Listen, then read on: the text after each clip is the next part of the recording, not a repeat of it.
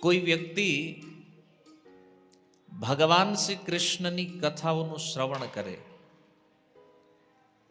તો ભગવાનની કથા શ્રવણ કરવાથી અર્થાત ભાગવત શ્રવણ કરવાથી કે જે વિધુ નોતી સુયત સતા શરીરની અંદર રહેલા જે દોષ છે, જે કલ્મશ છે, જે પાપ છે, એને કહે છે વિશિષ્ટ રૂપેણ ધુનોતી વિધુનોતી સુયત સતા. ભગવત કથા શ્રવણ કરવાથી આ બહુ સારી રીતે ધોવાઈ જાય છે. જો ચિત્તની શુદ્ધિ માટે શાસ્ત્રોમાં અનેક પ્રકારના ઉપાયો છે, પણ આ બધા ઉપાયોની અંદર શ્રેષ્ઠ ઉપાય છે ભગવત કથાનું શ્રવણ કરવું, ભાગવતને સાંભળવું. કારણ કે અન્ય ઉપાયોમાં આપણે પ્રયાસ કરવો પડે છે આપણા ચિત્તની શુદ્ધિ માટે. તમે જો ભગવદ્ ગીતા જાણતા હોવ તો ગીતામાં ભગવાને 3 વસ્તુનું વર્ણન કર્યું છે: કર્મયોગ, જ્ઞાનયોગ અને ભક્તિયોગ. તો જ્ઞાનયોગ અને કર્મયોગમાં ઇન્દ્રિયોનો સંયમ કરવો, ચિત્તની શુદ્ધિ કરવી, આ બધું આપણે કરવું પડે, આપણે પ્રયાસ કરવો પડે છે. જ્યારે ભક્તિ યોગમાં આ ઓટોમેટિક થઈ જાય છે, આમાં કોઈ પ્રયાસ નથી, આપણે બસ ભજન કરવાનું છે. અને ભજન કરવા માત્રથી ભગવાન જ્યારે કૃપા કરે ત્યારે ચિત્ત ઓટોમેટિક શુદ્ધ થઈ જાય. અને સુતજી બોલ્યા છે કે મનને શુદ્ધ કરવા માટે ભાગવતથી વધારે ઉત્તમ સાધન બીજું કોઈ નથી. જે આપણું મન આ ભૌતિક સંગતિના કારણે દૂષિત થયું છે, તો આની સંગતિ, કથાની જે સંગતિ છે, એ મનને જેટલું શુદ્ધ કરે આટલું અન્ય કોઈ સાધન નથી કરી શકતું. એટલા માટે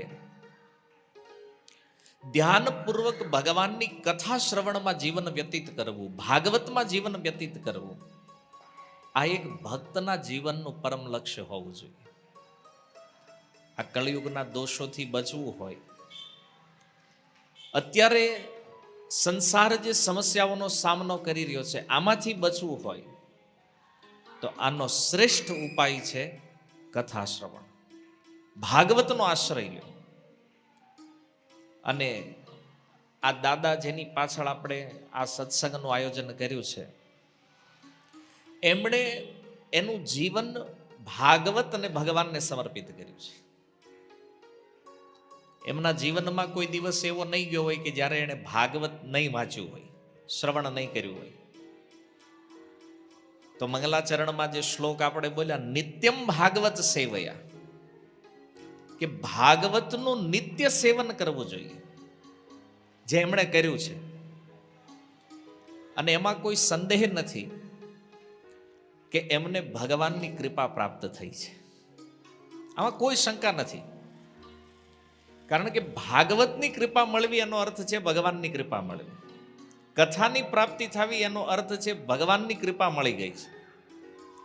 કારણ કે જ્યાં સુધી ભગવત કૃપા ન હોય ત્યાં સુધી ભાગવત આપણને પ્રાપ્ત થઈ શકે નહીં. તો જો સંસારમાં આપણે જોતા હોઈએ છીએ કે લોકો કહેતા હોય છે કે અમારી ઉપર ભગવાનની બહુ કૃપા છે. એક ભૌતિક ઐશ્વર્ય આપણી પાસે વધારે હોય તો આપણે એવું માનતા હોય કે ભગવાને બહુ કૃપા કરી છે આપણી ઉપર. અને ક્યારેક ક્યારેક ભૌતિક સુખ સુવિધાઓ આપણી પાસે ન હોય તો લોકો એમ પણ કહેતા હોય કે અમારી ઉપર હજી કૃપા નથી ભગવાનની. આવી એક ધારણા આપણા સમાજની અંદર ચાલે છે. તો ભાગવતની અંદર ભગવાન જ્યારે વામન અવતાર લઈ અને પ્રગટ થયા અને બલિ મહારાજના યજ્ઞમાં ગયા, તો બલિ મહારાજના યજ્ઞમાં જઈ અને ભગવાને બલિ મહારાજને બંદી બનાવી અને બલિ મહારાજનું સર્વસ્વ જ્યારે એમણે લઈ લીધું એ સમયે એ સભામાં પ્રહલાદ મહારાજ પ્રગટ થયા છે, જે મહારાજ બલિના દાદા છે. પ્રહલાદ મહારાજ જ્યારે એ સભામાં આવ્યા ત્યારે એમણે આવી અને ભગવાનને કીધું કે પ્રભુ, આજે મને એવું લાગે છે કે તમે અમારા કુળ ઉપર કૃપા કરી છે. આ બલિનું તમે સર્વસ્વ લઈ લીધું છે, એટલે હવે મને પૂર્ણ વિશ્વાસ છે કે તમારી કૃપા થઈ ગઈ છે એની ઉપર. કેમ? તો કે આજે રાજલક્ષ્મી એને પ્રાપ્ત થઈ છે ને, એ પણ પ્રભુ તમારી કૃપાથી મળી હતી, અને આજે એની પાસેથી છીનવાઈ ગઈ છે તો એમાં પણ તમારી કૃપા છે. પ્રહલાદ મહારાજનું વચન છે. હવે જો આપણી પાસે કોઈ વસ્તુ હોય અને એ વસ્તુ જ્યારે કોઈ લઈ લે અથવા કોઈ પણ રીતે સમય કાળ એને છીનવી લે તો આપણા મનમાં એક એવો ભાવ જાગે કે હવે કૃપા આપણી ઉપર રહી નથી. કારણ કે આપણે કૃપાનું માપદંડ જે છે, કૃપાને કેવી રીતે જોઈએ છીએ? કેવલ ભૌતિક વસ્તુ કે ભૌતિક સુખના દ્રષ્ટિમાં. પણ ભગવાન કહે છે, પ્રહલાદ મહારાજે જ્યારે આ વાત કરી ત્યારે ભગવાન કહે છે, બ્રહ્મન યમ અનુગૃહણામી તદ્વિશ્વ વિદુનોમ્યહમ યન્મદઃ પુરુષ સ્તબ્ધો લોકમ મામચાવ મન્યતે.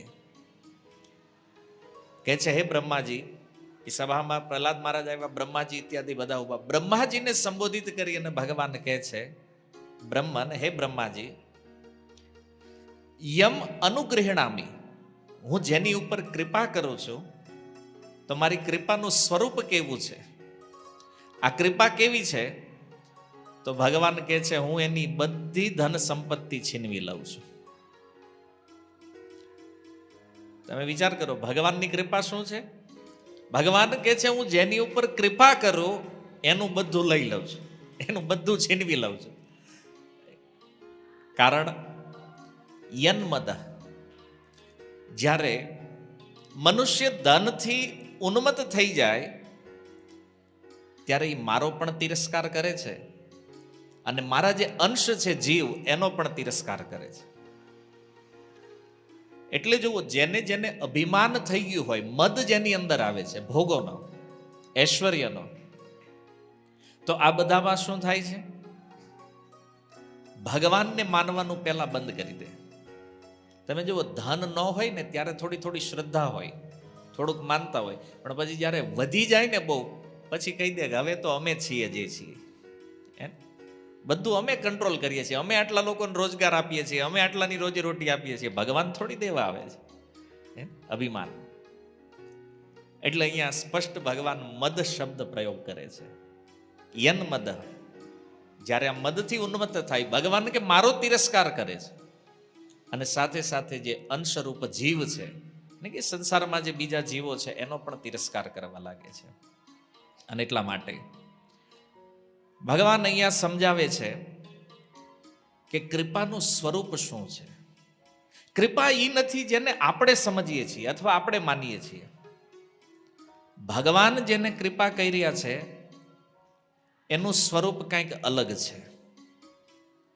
મોટા મોટા લોકો આની અનુભૂતિ નથી કરી શકતા. એને ખબર જ નથી કૃપા કહેવાય કોને.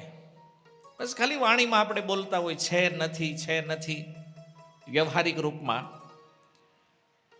પણ ભગવાનની કૃપાનું સ્વરૂપ એવું છે કે ભગવાન આ સંસારમાં કોઈ જીવ પ્રતિ એવું નથી કે એની કૃપા નથી. આ જગતમાં જેટલા પણ જીવ છે બધાની ઉપર ભગવાનની સમાન રૂપથી કૃપા છે. એની અનુભૂતિ નથી આપણને, એટલા માટે કદાચ કૃપાના સ્વરૂપને આપણે સમજી નથી શકતા. અને આવું જ્યારે થાય, એ સ્વરૂપ આપણને સમજાય નહીં, ત્યારે આપણે ભગવાન ઉપર દોષ નાખીએ છીએ કે ભગવાનમાં પક્ષપાત છે. અમુકની ઉપર કૃપા કરે છે, અમુક ઉપર નથી કરતા. પક્ષપાતનો દોષ લગાવે છે ભગવાન ઉપર. જ્યારે ગીતામાં ભગવાન કહે છે, હે અર્જુન, સમ અહમ સર્વભૂતેષુ, હું આ જગતમાં બધા જીવો પ્રત્યે સમ છું. એવું નથી કોઈ જીવ ભગવાનને પ્રિય છે, કોઈ અપ્રિય છે. ભગવાન માટે બધા જીવ સમ છે. પણ આવો પક્ષપાત કેમ દેખાય છે? તમે જુઓ, જે ભજન કરતા હોય એને સૂર્યપ્રકાશ મળે છે, તો નથી કરતા એને નથી મળતો? એને આપે છે ને ભગવાન. જે ભજન કરતા હોય એને ઓક્સિજન મળે છે, જે નથી કરતા એને આપે છે ભગવાન. તો હવા, પાણી, સૂર્યપ્રકાશ, અન્ન, જીવન જીવવા માટેની જેટલી પણ વસ્તુઓ છે આ જગતમાં ભગવાન બધાને આપે છે. એટલે ગીતામાં એને કીધું, સમ અહમ સર્વભૂતેષુ, અર્જુન, બધા જીવો પ્રત્યે સમ છું. પક્ષપાત નથી ભગવાનમાં. પણ કૃપાની અનુભૂતિ નહીં હોવાના કારણે પક્ષપાતનો દોષ. ઘણા લોકો અન્યાયનો દોષ લગાવે ભગવાન ઉપર, કે ભગવાન આપણી યારે અન્યાય કરી રહ્યા છે. કેમ? ઓઈલો જેવો હાવ ગુંડા પ્રકૃતિનો માણસ છે, તો એને આટલું આપ્યું, અને આપણે આટલા હારા, તો આપણી બાજુ ધ્યાન નથી દેતા ભગવાન. એમ બીજાનું ઐશ્વર્ય જોયું તો એવું લાગે એ માણા હારો નથી તો એને મળ્યું છે, અને આપણે આટલા હારા છીએ તો આપણને મળ્યું નથી. આ તો ભગવાને ન્યાય નથી કર્યો આપણી યારે. અને કોઈ એવો દોષ લગાવે કે ભગવાન કૃપાળુ નથી, કોની ઉપર કૃપા કરવી જોઈએ, કોની ઉપર ન કરવી જોઈએ, આ ભગવાનને ખબર નથી. તો આ રીતે ભગવાનની ઉપર અનેક અનેક દોષ લગાડે છે. પણ ભગવાનની કૃપાનું સ્વરૂપ કેવું છે, આની અનુભૂતિ સમાજમાં કેવી છે, કે જ્યારે આપણા મનમાં જે અનુકૂળતા હોય, મતલબ આપણે જેની ડિમાન્ડ કરતા હોય, જે ચાહતા હોય, એ વસ્તુ જો આપણને મળી જાય તો આપણને એવું લાગે, સુંદરમ સુંદરાણામ, કે ઓહો, ભગવાનની કૃપા તો સુંદરથી પણ અતિ સુંદર છે, કે મેં ઈચ્છા કરી અને જો પૂરી થઈ ગઈ. તો ક્યારેક થાય ને, આપણે મંદિરમાં ગયા હોય ને તમે કોઈ પ્રાર્થના કરો અને એ જો તરત પૂરી થઈ જાય તો એમ લાગે, નહીં, મારી ઉપર નક્કી ભગવાનની કૃપા છે. એકવાર કીધું ને પૂરું થઈ ગયું તરત. સુંદર લાગે છે ને સ્વરૂપ ભગવાન. પણ હવે વિચાર એ છે કે આપણે જે ધારણા કરી હોય અને માની લો એ પૂરી ન થાય તો ભગવાનની કૃપા કેવી લાગે? ભીષણમ ભીષણાનામ, મતલબ કઠોરથી, ભયાનકથી પણ ભયાનક દેખાય. જો આપણે ધાર્યું છે એવું ન થાય તો એમ લાગે આ તો બહુ ભયાનક સ્વરૂપ છે ભગવાનનું. પણ હકીકત શું છે કે ભગવાનની જે કૃપાનું સ્વરૂપ છે એ કહે છે ફૂલથી પણ વધારે કોમળ છે, અને વજ્રાદપી કઠોરાણી, અને કોઈ સમયે વજ્રથી પણ વધારે કઠોર હોય છે. એટલા માટે જેની અંદર વિવેક છે, જે લોકો આ સંસારમાં પોતાના કલ્યાણની કામના કરે છે કે આપણું આત્મકલ્યાણ થવું જોઈએ, આવા લોકો માટે ભગવાનની કૃપા ચાહે અનુકૂળ ભાવમાં હોય, એટલે કે કોમળ સ્વરૂપથી હોય, કે પ્રતિકૂળ ભાવમાં હોય, કઠોર સ્વરૂપથી હોય, આવા લોકોને કાંઈ ફરક પડતો નથી. એ હરેક વસ્તુમાં ભગવાનની કૃપાનું દર્શન કરે.